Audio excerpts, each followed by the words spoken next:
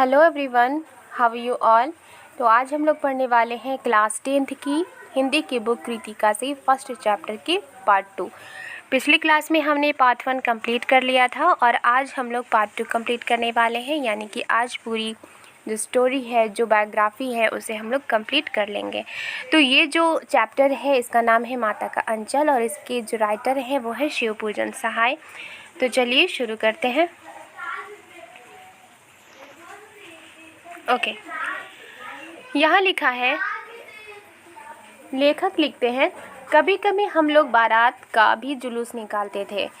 कनस्तर का तंबूरा बजता, अमोले को घिसकर शहनाई बजाई जाती। तो अमोले क्या होता है? अमोले होता है जब आम की गुठली से जो पौधा निकलता है उसे अमोले कहा जाता है, अमोला। ओके, तो अमोले को घिसकर शहनाई बजाई जाती, टूटी चूहेदानी की पालकी बनती, हम समधी बनकर बकरे पर चढ़ लेते और चबूतरे के एक कोने से चलकर बारात दूसरे कोने में जाकर दरवाजे लगती थी। वहाँ काठ की पटरियों से घिरे, गोबर से लेपे, आम और केले की टहनियों से सजाए हुए छोटे आंगन में कुल्हिए का कलसा रखा रहता था। कुल्हिया किसे कहते हैं? जो मिट्टी के छोटे छोटे बर्तन होते हैं उसे कुल्हिया कहा जाता है। ओके, तो वहीं पहुंचकर बारात फिर लौट आती थी। लौटने के समय खटोली पर लाल ओहार डालकर उसमें दुल्हन को चढ़ा लिया जाता था। तो ये अपना वो बता रहे कि किस तरह से वो जो कभी बारात का जो गेम है, वो जो खेल है, वो किस तरह से खेलते थे। ओके, लौट आने पर बाबूजी ज्यों ही ओहार उघार कर दुल्हन का मुख निरखने लगते, त्यों ही हम लोग हंसकर भाग जाते। तो यहाँ पर जैसे ही लेखक के बाबूजी आते तो और वो दुल्हन का मुख निरखने लगते यानी देखने लगते, तो वो लोग हंसकर भाग जाते थे। ओके, थोड़ी देर बाद फिर लड़कों की मंडली जुट जाती थी। इकट्ठा होते ही राय जमती कि खेती की जाए। फिर उसके बाद दोबारा वो लोग जुटते थे, एक साथ होते थे और फिर कोई ना कोई गेम खेलने के लिए, कोई खेल खेलने के लिए वो लोग राज़ी हो जाते थे। तो इकट्ठा होते ही ये उनकी राय होती थी कि अब खेती की जाए, खेती वाली जो गेम है, जो खेल है, वो खेला जाए। बस चबूतरे के छोर पर घिरनी गड़ जाती और उसके नीचे की गली कुआं बन जाती थी। मूंज की बटी हुई पतली रस्सी में एक चुक्कड़ बांध गराड़ी पर चढ़ाकर लटका दिया जाता। यहाँ पर जो चुक्कड़ है वो किसे कहते हैं? तो चुक्कड़ कहते हैं गुल्लक को, जिसमें कि पैसे मिट्टी के होते हैं, वो गुल्लक, और उसमें पैसे जमा किए जाते हैं।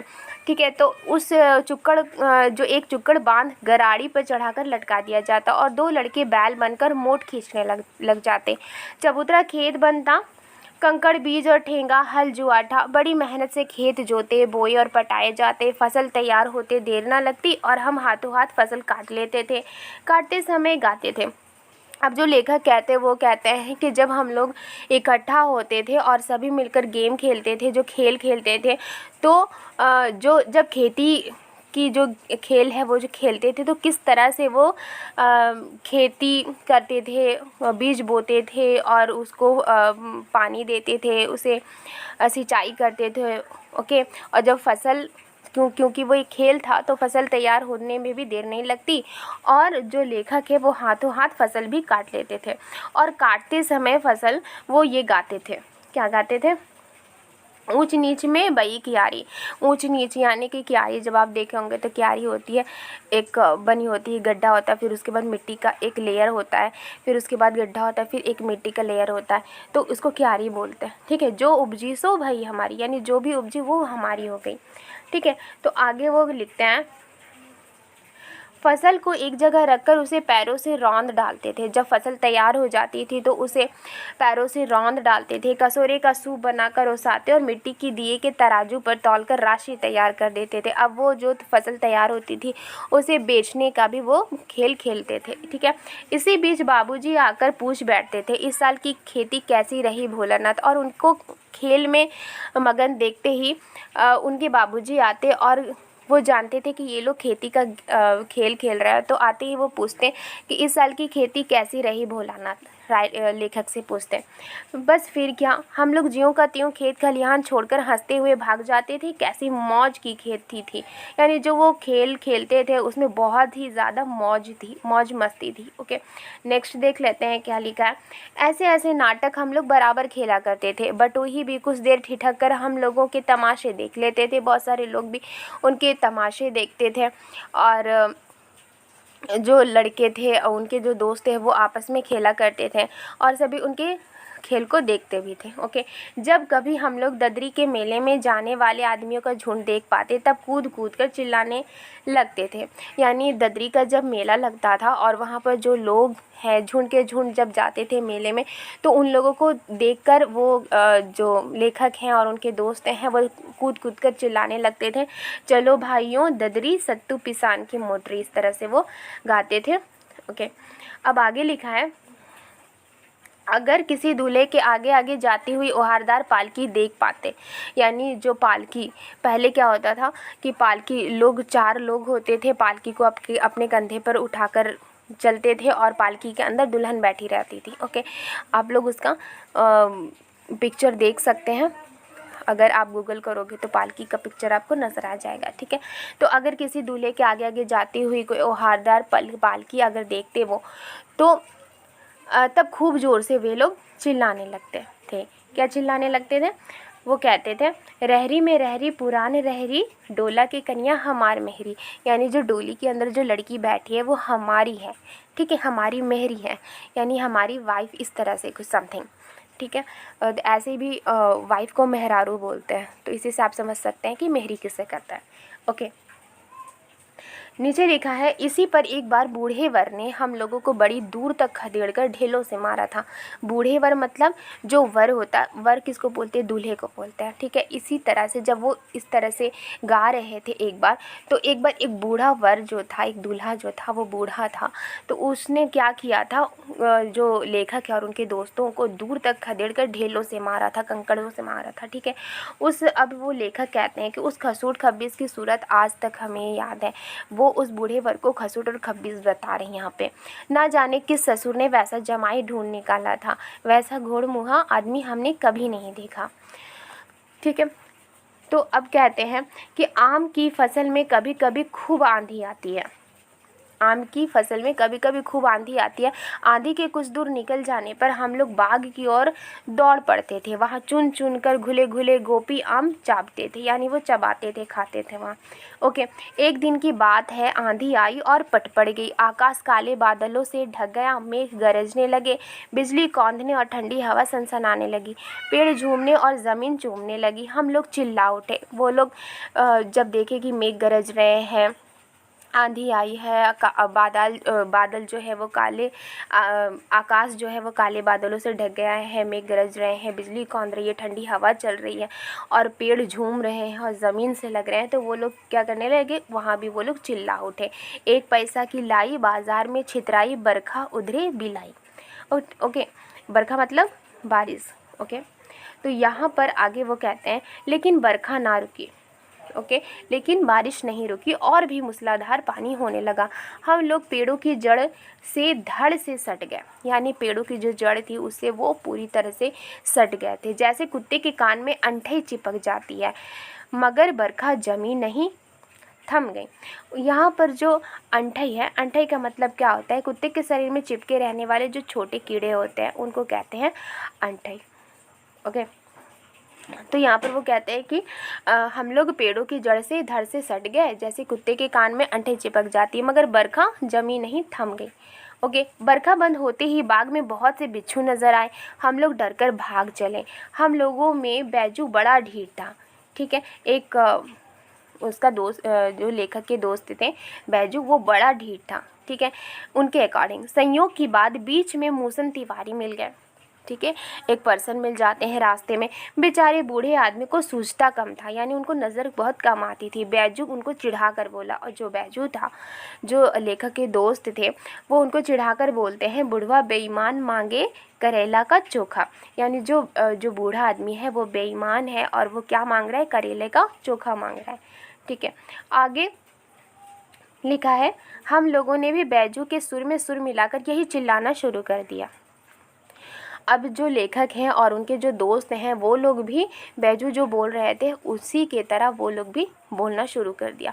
मूसन शुरू कर देते हैं। ओके, मूसन तिवारी ने बेतहाशा खदेड़ा, और जो मूसन तिवारी थे वो बेतहाशा उन लोगों को खदेड़ते हैं। हम लोग तो बस अपने अपने घर की ओर आंधी हो चले, यानी दौड़ कर वो अपने अपने घर में सभी भागने लगे। ओके, जब हम लोग ना मिल सके तब तिवारी जी सीधे पाठशाला में चले गए। वहाँ से हमको और बैजू को पकड़ लाने के लिए 4 लड़के गिरफ्तारी वारंट लेकर छूटे, यानी वहाँ से 4 लड़के लेकर चले कि अब उन लोगों को पकड़ना है। इधर ज्यों ही हम लोग घर पहुँचे त्यों ही गुरुजी के सिपाही हम लोगों पर टूट पड़े, यानी जो टीचर थे उनके सिपाही जो थे वो टूट पड़े। बैजू तो 9-2-11 हो गया, हम पकड़े गए। फिर तो गुरुजी ने हमारी खूब खबर ली। फिर गुरुजी ने, जो टीचर है, फिर उनको लेखक को डांटते हैं और मतलब डांटते हैं उन्हें, और बैजू जो है वो तो वहाँ से भाग गए थे।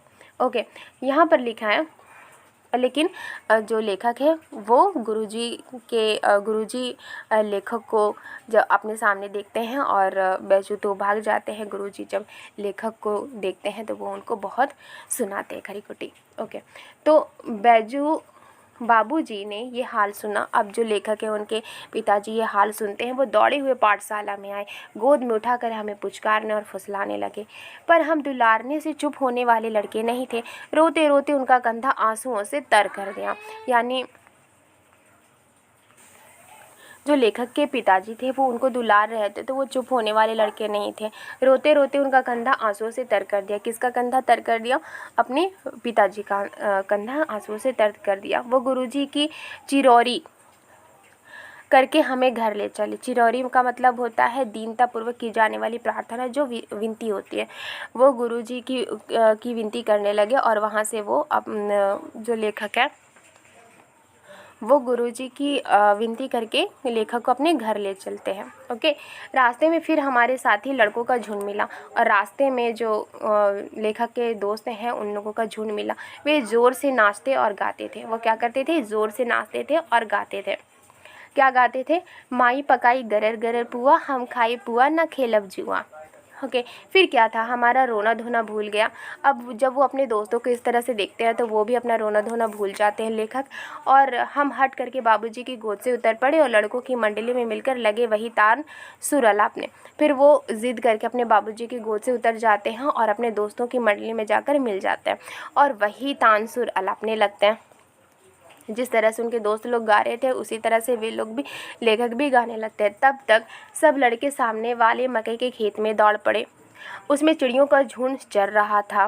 वे दौड़ दौड़ कर उन्हें पकड़ने लगे, पर एक भी हाथ ना आई। हम खेत से अलग ही खड़े होकर गा रहे थे। जो लेखक है उनके जो दोस्त हैं वो चिड़ियों को पकड़ने में मगन थे, और जो लेखक है वो खेत से अलग ही खड़े होकर के गा रहे थे। क्या गा रहे थे? राम जी की चिड़ै, राम जी का खेत, खा लो चिड़ै भर भर पेट।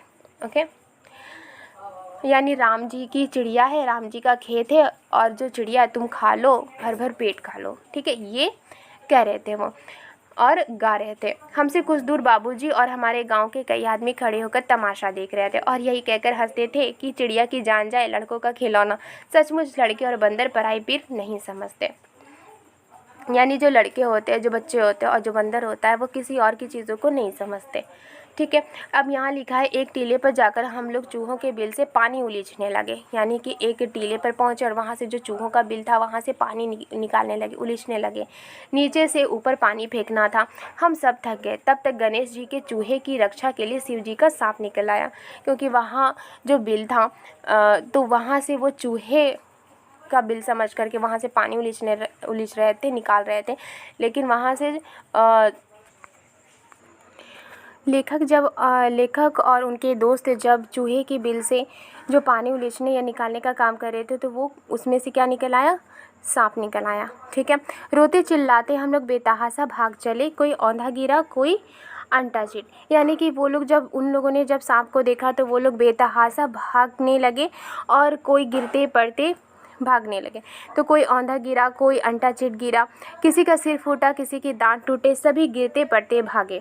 ओके, हमारी सारी देह लहूलुहान हो गई। कौन कह रहे हैं? लेखक कह रहे हैं कि हमारी जितनी भी हमारी जो बॉडी थी वो पूरी तरह से लहूलुहान हो गए। पैरों के तलवे कांटों से छलनी हो गए। यानी जब वो दौड़ रहे थे तो उनके पैर जो थे उन कांटे उनमें चुभ गए थे, इस वजह से वो भी लहूलुहान हो गए थे। ओके, अब यहाँ पर लिखा है कि हम एक सुर से दौड़े हुए आए और घर में घुस गए। और जो लेखक कहते हैं कि वो एक सुर से यानी कंटिन्यूअसली वो दौड़ते हुए आए और अपने घर में घुस गए। उस समय बाबूजी बैठक के ओसारे में बैठकर हुक्का गुड़गुड़ा रहे थे। उन्होंने हमें बहुत पुकारा, पर उनकी अनसुनी करते करके हम दौड़ते हुए मैया के पास ही चले गए। तो उनके पिताजी जब देखते हैं कि वो दौड़ते हुए चले आ रहे तो वो उनको पुकारते, लेकिन वो अपनी माँ के पास चले जाते हैं। जाकर उसी की गोद में शरण ली, यानी कि अपने माँ की गोद में जाकर वो छुप गए। मैया चावल अमनिया कर रही थी। तो यहाँ पर अमनिया का मतलब क्या होता है, मतलब कि साफ़ कर रही थी। ओके, तो यहाँ पर जो उनकी माँ है वो क्या कर रही थी, चावल साफ़ कर रही थी। हम उसी के आंचल में छिप गए। हमें डर से कांपते देखकर वह ज़ोर से रो पड़ी और सब काम छोड़ बैठी। अधीर होकर हमारे भय का कारण पूछने लगी। तो उनकी माँ उनसे इस डर का वजह पूछ रही थी कि क्या हुआ। कभी हमें अंग भर दबाती और कभी हमारे अंगों को अपने आंचल से पोंछकर हमें चूम लेती। बड़े संकट में पड़ गई। ओके, तो इसके बाद वो क्या करती हैं कि झटपट हल्दी पीसकर हमारे घावों पर थोपी गई। यानी कि लेखक के जो बॉडी में जहाँ कांटे चुभ गए थे, पैरों में कांटे चुभ गए थे और लहूलुहान हो गई थी उनकी बॉडी, तो वहाँ पर वो हल्दी पीसकर उनके घाव पर लगा देती है। घर में कोहराम मच गया। हम केवल धीमे सुर से सा कहते हुए मैया के आंचल में लुके चले जाते थे। तो जो लेखक है वो सा से सांप कहना चाहते थे, बट वो रोने की वजह से वो बोल नहीं पा रहे थे। ओके, और वो सिर्फ सा बोलते हुए माँ के आंचल में छुपे चले जाते थे। सारा शरीर थर थर काँप रहा था, रोंगटे खड़े हो गए थे। हम आंखें खोलना चाहते थे पर वे खुलती न थीं। हमारे कांपते हुए ओठों को मैया बार बार निहार कर रोती और बड़े लाड़ से हमें गले लगा लेती थी। ओके, इसी समय बाबूजी दौड़ कर आकर झट हमें मैया की गोद से अपनी गोद में लेने लगे, पर हमने मैया के आंचल के प्रेम और शांति के चंदेवे को ना छोड़ी। तो यहाँ पर जो लेखक कहते हैं कि जो उनके पिताजी हैं वो आते हैं और वो अपनी गोद में लेना चाहते हैं लेखक को, लेकिन लेखक जो है वो अपनी माँ के आंचल में ही छुपे रहते हैं। यहाँ पर ये समझ में आती है कि जो माता है उनकी प्रेम जो है वो सर्वोपरि है, मतलब कि उनकी प्रेम जो है दुनिया में सबसे ज़्यादा कीमती है। इस चैप्टर से हमें ये समझ में आती है कि जो लेखक है वो हमेशा अपने पापा के साथ रहते थे, अपने पिताजी के साथ रहते थे। ठीक है, खेल में हो या फिर प्रार्थना में हो तो वो हमेशा रहते थे। माँ के साथ कम ही रहते थे, सिर्फ खाने तक का ही उनका नाता था। लेकिन जब उनके ऊपर मुसीबत आई तो वो पिताजी को छोड़कर माँ के पास चले जाते हैं। इससे ये हमें बात पता चलती है कि जो माँ होती है वो दुख सुख में हमारे साथ हमेशा रहती है, और उसके जो प्रेम है और जो उसकी प्रेम है उससे जो दुख है वो हमेशा दूर हो जाता है। तो ये थी जो चैप्टर है वो माता का अंचल। आई होप आपको समझ में आई होगी और पसंद भी आई होगी ये वीडियो। तो मिलती हूँ नेक्स्ट वीडियो में एक नए चैप्टर के साथ। Thank you.